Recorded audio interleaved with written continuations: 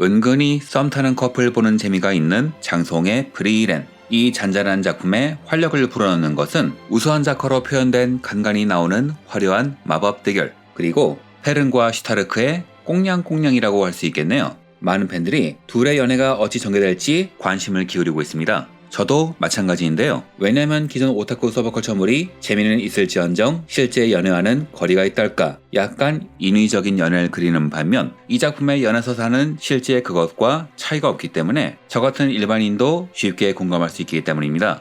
그렇다면 이들의 운명은 어떻게 될까요? 페른의 화는 풀릴까요? 그리고 슈타르크는 과연 뗄 수 있을까요? 이는 단순한 주연 캐릭터의 연애서사가 아니라 이 작품의 핵심 테마라고도 볼 수 있을 겁니다. もう付き合っちゃえよ。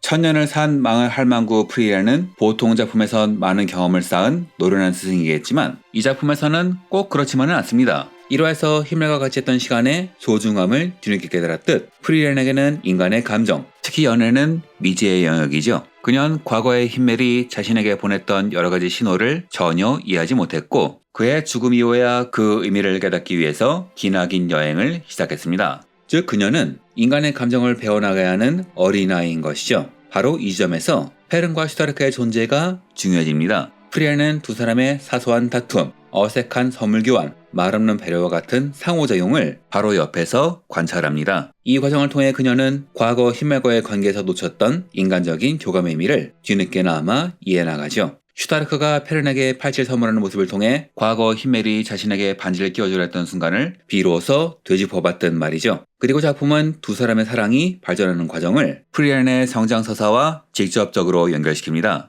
이들의 관계가 깊어질수록 프리랜 역시 인간을 더 잘 이해하게 되며 이는 작품 전체의 주제의식을 완성하는데 없어서는 안 될 필수적인 요소이기도 합니다. 아니, 솔직히 주제의식까지 안 가도 옆에서 지켜보는 남의 연애는 재미있는 법이죠.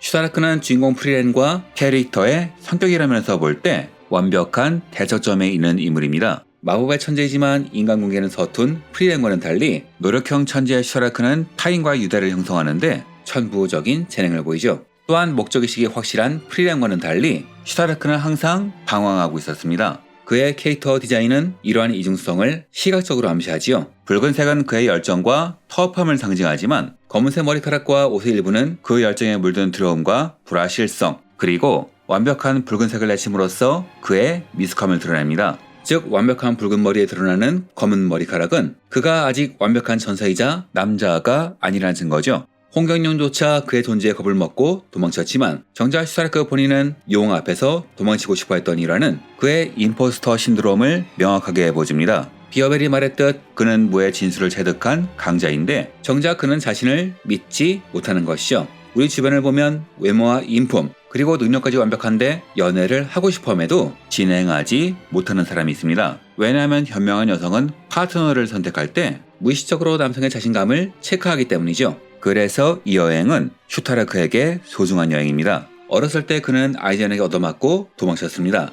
그는 자신을 미워해서 그런 것이라고 생각했지만 실은 슈타르크의 감에 공포를 느끼고 무의식적으로 반격했던 것이었죠. 소년이 남자가 되는 순간은 영웅시하는 존재가 같은 인간이라는 걸 의식하고 자신감을 얻는 순간입니다. 이렇게만 보면 프리랜이 인간을 이해하기 위해서 떠나는 여행과 비슷하다고 볼 수 있겠군요.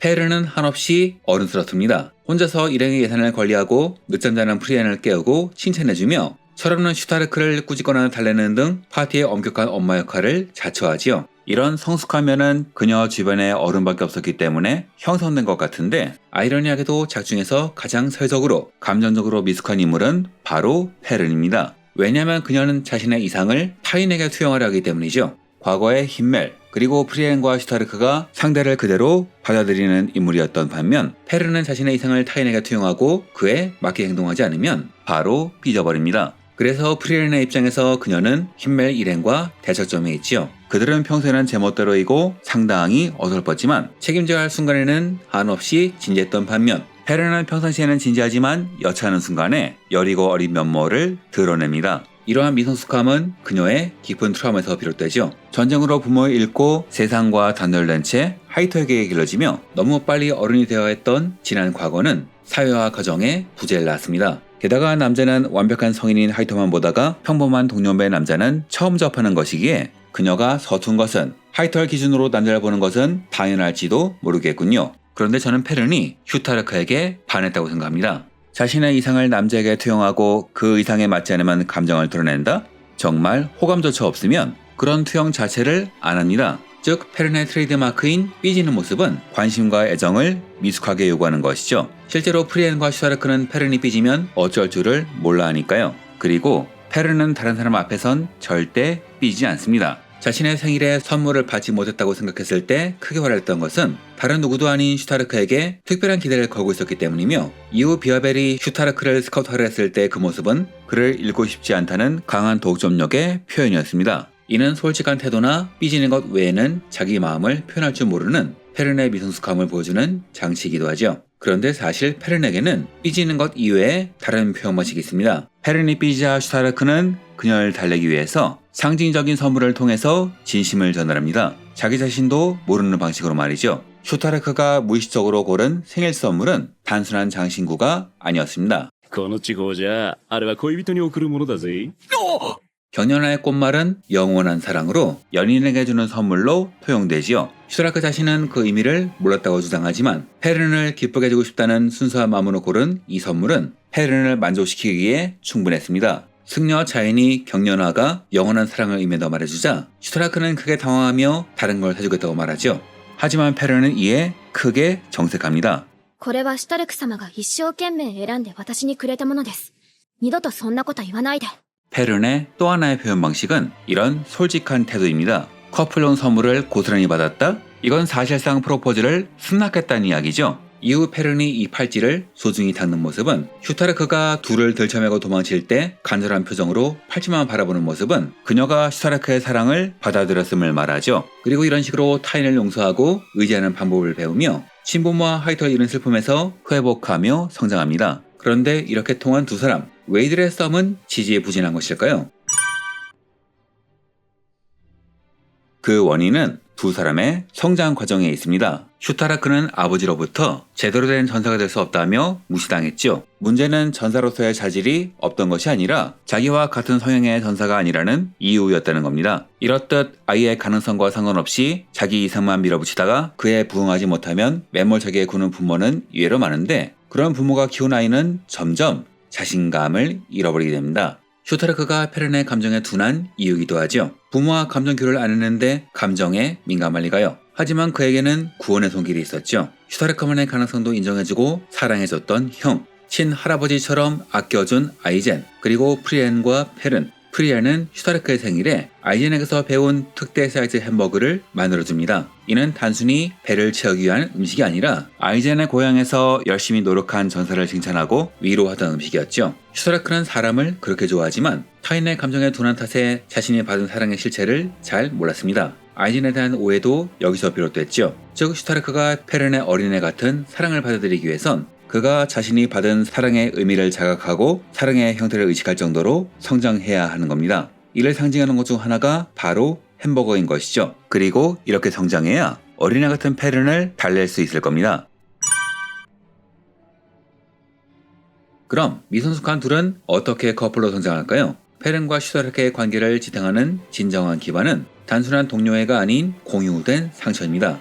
두 사람 모두 전쟁고아이며 이전 용사 파티의 일원 밑에서 제자로 자랐죠. 스승이 살아있을 때 은혜를 갖고 싶어하는, 갖고 싶어했던 절박함을 공유하고 있으니 유대감이 생기기 쉬웠던 겁니다. 그럼 이들은 언제부터 썸을 타게 된 것일까요? 페른이 슈타르크를 겁쟁이라고 폄하했던 첫인상이 완전히 뒤바뀐 것은 그가 마을을 지킨다는 결의 이면에 숨겨진 더 깊은 동기를 이해했을 때였습니다. 스승 아이젠에게 은혜를 갖고 싶다는 강한 열망, 이는 자신 역시 길러준 하이터가 살아있는 동안 한 사람의 몫을 하는 마법사가 되어 은혜를 갖고자 했던 과거와 정확히 겹쳐지죠. 연애가 성공하려면 공감대가 있어야 합니다. 본디 사람이라는 것은 자신과 같은 소사를 가진 사람에게 끌리기 때문이죠. 그리고 이 공감대를 만들기 위해선 꼭 필요한 과정이 있어요. 보통 잘 될 커플은 자주 다투고 자주 화해한다고 하죠. 왜냐면 서로의 감정을 전달하다가 실패했음에도 계속 전하려고 노력하기 때문이죠. 페른과 슈타르크의 다툼은 그들의 성장의 필수적인 장치입니다. 생일 선물 에피소드에서 그 소동이 없었다면 슈타르크는 페른을 기쁘게 해주고 싶다는 속마음을 고백하지 못했을 것이고, 페른도 그의 마음을 알 길이 없으니 특유의 성격상 입을 다물어 버렸겠죠. 하지만 이런 꽁냥꽁냥을 통해 페른은 자신의 속마음을 솔직히 드러냅니다. これはシュタルク様が一生懸命選んで私にくれたものです。二度とそんなこと言わないで。ごめんよ。 이쯤 되면 연애를 해봤거나 연애물에 관심이 있는 사람이라면 바로 알 수 있죠. 이 둘은 커플이 안 되면 이상하다고요. 그러니 자인이 우리의 속마음을 대변하는 겁니다. もう付き合っちゃえよ 하지만 지금은 누가 봐도 커플임에도 슈타르크가 일행에 합류할 당시에는 페른이 가진 첫인상은 그다지 좋지 않았습니다. 하지만 밤늦게까지 홀로 바위를 깎으며 수련하는 그의 노력, 마을을 지키려는 진심 어린 결의를 확인한 후 페른은 그를 인정하고 격려하기 시작했습니다. 이는 연애 단계에서 겉모습과 내면의 괴리가 계기가 되어 관심을 갖기 시작하는 것을 의미하죠. 여러 사선을 함께 넘나들며 페른은 슈타르크의 강함과 기여를 인정하게 되었고, 슈타르크 또한 페른의 엄격함이 자신을 걱정하는 마음에서 비롯된 것임을 이해하게 되었습니다. 그래서 실수로 몇 갚는 모습을 봤을 때 화가 안 났다고 하지만 채소밖에 없는 죽을 줬음에도 별 말을 안 한 거지요. 다만 둘 다 어린애인데다 성격이 반대이기 때문에 접점을 찾지 못했는데요. 이들의 관계가 급진전하는 사건이 발생합니다. 슈타르크는 올덴거의 아들과 닮았다는 이유로 석유 파티 댄스의 대토로 기용되지요. 이후 슈타르크는 3개월간 엄격한 예의 범절 교육을 받는데요. 이때 파트너가 없다는 이유로 페른도 교육을 받고, 이후 슈타르크는 드레스를 입은 페른을 당당하게 리드하며 춤을 추지요. 이 과정에서 둘의 관계가 역전됩니다.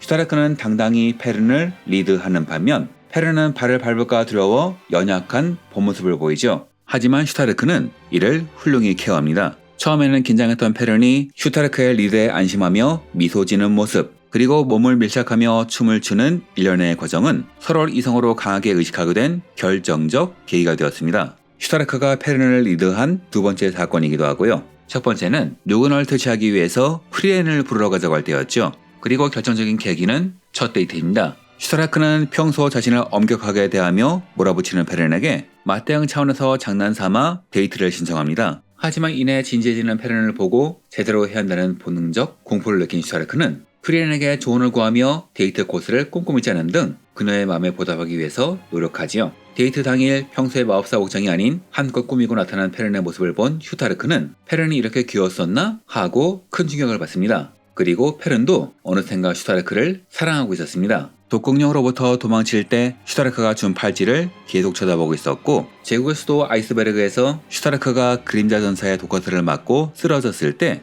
페른은 지금까지 보여준 침착함을 완전히 잃고 드물게 화를 냅니다. 해독제를 구하기 위해서 서두르는 과정에서 민간인 피해가 생기면 추격을 받을 것이라고 프리엠이 경고했음에도 그런 건 알 바 아니라면서 극도로 흥분한 모습을 보이죠. 페른과 슈타르크의 관계는 프리엔의 서사를 이끄는 핵심 동력이기도 하며 프리엔과 히멜과의 관계의 거울 구조이기도. 프리엔의 여정은 과거 용사와 히멜과 함께하며 미처 이해하지 못했던 인간의 관계와 감정을 알아가는 과정이죠. 슈타르크가 페른에게 팔찌를 주는 것을 보고 과거 히멜이 자신에게 반지를 주었던 순간을 떠올리며 그 행동 뒤에 숨겨진 감정의 의미를 비로소 이해하는 식으로 과거에 있었던 사랑의 추억을 비로소 떠올린 겁니다. 그리고 두 커플을 관찰하면서 히멜이 자신을 사랑했음을 깨달아가지요. 저는 그래서 이 커플은 잘 될 거라고 봅니다. 이 커플의 관계 발전은 프리엔의 캐릭터 서사가 결말에 도달하기 위해서 주제적으로 반드시 필요한 요소이기 때문이죠. 또한 저 개인적으로는 작품의 다른 면에서 은유를 찾는데요. 페른의 보라색은 우아함과 불안정함을, 슈타르크의 붉은색 옷과 검은 머리카락은 불꽃 같은 열정을, 내면의 두려움이 좀먹고 있음을 말하죠. 이는 그들의 캐릭터성을 그대로 표현하는 색입니다. 그리고 특이한 관계를 가진 색이기도 하죠. 슈타르크의 붉은색은 열정, 힘, 생존, 현재, 그리고 외향성을 말하는 한편 페른의 보라색은 신성함, 고귀함, 신비로움, 미래, 죽음, 그리고 내향성을 말합니다. 그런데 붉은색의 파란색, 신뢰와 지성을 의미하는 파란색이 더해진다면 페른의 보라색이 되지요. 이 두 사람 사이에 신뢰가 더해지고 서로를 알아가는 과정이 깊어진다면 결과적으로 페른의 보라색이 된다고 해석할 수도 있겠죠. 참고로 앞에서 말한 모두의 장면에서 슈타르크의 머리에는 검은색이 사라집니다. 완벽한 남성이 되어 리드한다는 것을 표현한 것이죠. 또한 연출로도 감정을 표현합니다. 초반엔 항상 프리엔을 사이에 두고 걸었던 두 사람이 이후엔 점차 나란히 걷기 시작하고 아예 한 컷에 들어오는 일이 많아지더니 나중엔 머리를 쓰다듬어주거나 불안한 속내를 표현하기도 하지요. 페른과 슈터르크의 관계는 단순한 밀당을 넘어 현실 연애와 같은 캐릭터 사슬을 보여줍니다. 이들의 사랑은 한순간에 불타오르는 것이 아니라 수많은 오해와 화해, 서툰 배려와 소중한 선물을 통해서 아주 천천히 하지만 서로의 삶에 단단하게 스며들고 있지요. 여행 초기에 서로를 신뢰하지 못했던 두 사람이 전쟁 고발한 공통적인 배경과 인간으로서의 시간관념, 나아가 스승에 대한 마음을 공유하며 동질감을 형성했고 사교 파트에서의 댄스와 첫 데이트를 통해 서로를 이성으로 인정하기 시작했으며 생사를 넘나드는 위기 속에서 상대가 자신에게 얼마나 소중한 존재인지 깨닫게 되었죠. 이런 면에서 볼 때 이 둘의 관계는 전형적인 애니메이션 로망스와는 달리 매우 현실적이고 섬세하게 그려졌다고 생각합니다. 급격한 감정 변화나 과도한 드라마 없이 일상적인 상호작용을 통해서 천천히 쌓여가는 신뢰와 애정을 실제 인간관계의 본질을 잘 포착해서 그려낸 것이죠. 비록 만화다운 코믹 요소를 넣긴 했지만요. 그리고 두 사람의 관계가 완성되는 순간은 아마도 프리엔이 히멜의 사랑을 완전히 이해하는 순간과 일치할 겁니다. 즉 페른과 슈터르크가 서로의 사랑을 완벽히 이해하고 맺어지는 순간 프리엔은 오래전 히멜이 자신에게 전하려고 했던 마음이 무엇인지를 완벽히 깨닫게 될 것이란 것이죠. 그리고 그 순간 인간을 이해하기 위해 떠난 프리엔의 여행이 비로소 막을 내리게 될 겁니다. 그리고 한 가지는 확실합니다. もう付き合っちゃえよ 다음 영상도 잘 부탁드리고요. 이번 영상은 여기서 마치겠습니다.